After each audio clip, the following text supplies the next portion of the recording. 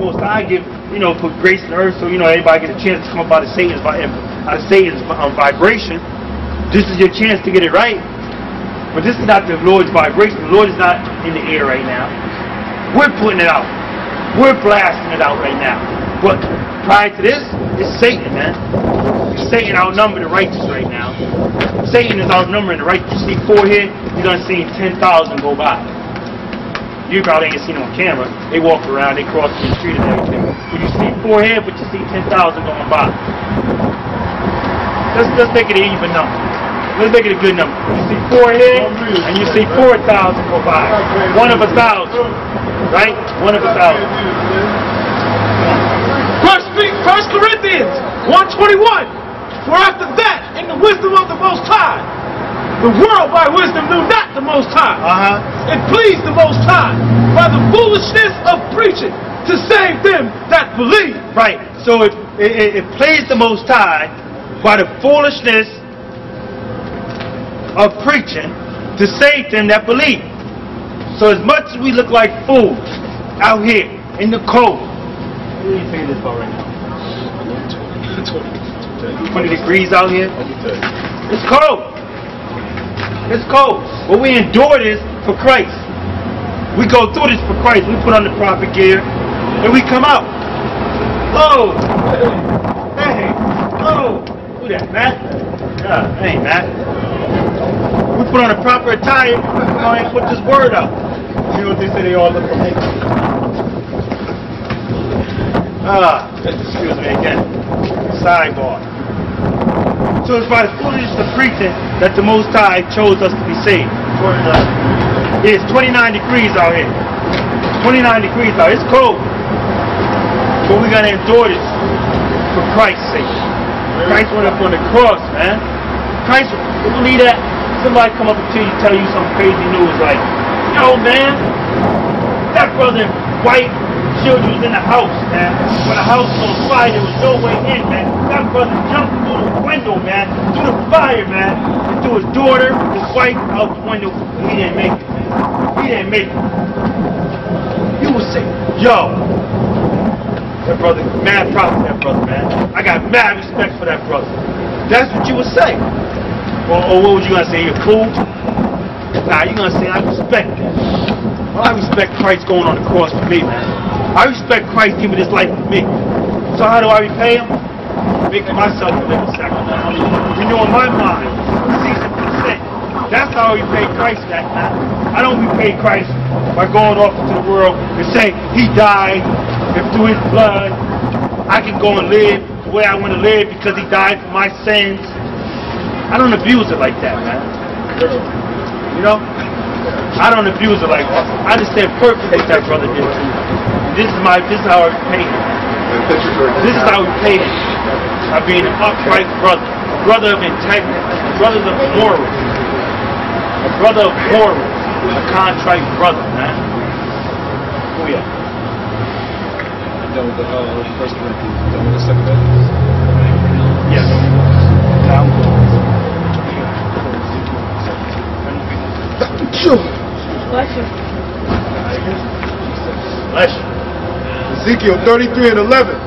Say unto them, as I live, saith the Lord power, I have no pleasure in the death of the wicked, but that the wicked turn from his way and live.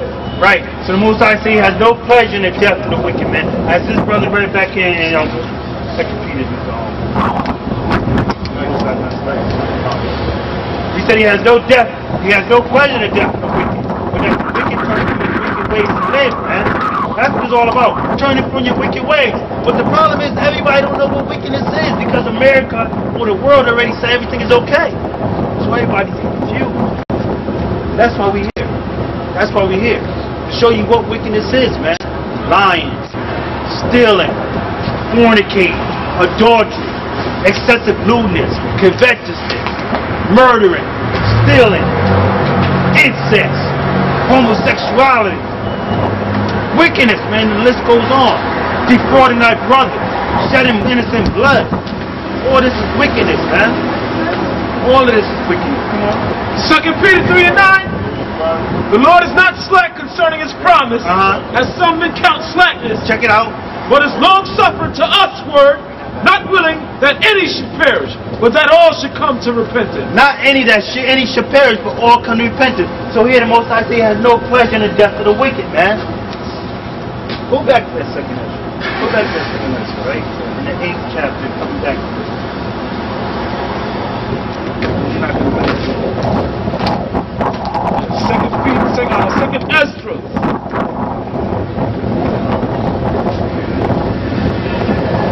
8 verse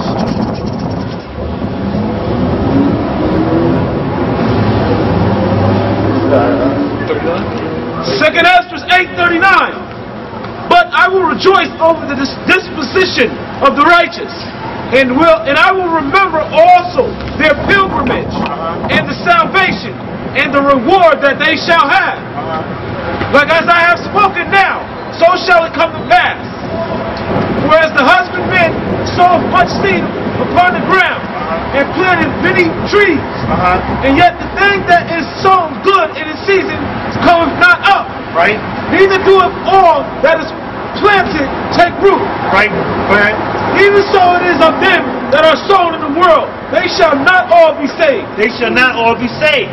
They shall not all be saved. So as the husbandman planted many seeds, good seeds, but they all don't take root. They all don't take root. So yeah, the Most High created the earth and everything therein, and everything therein.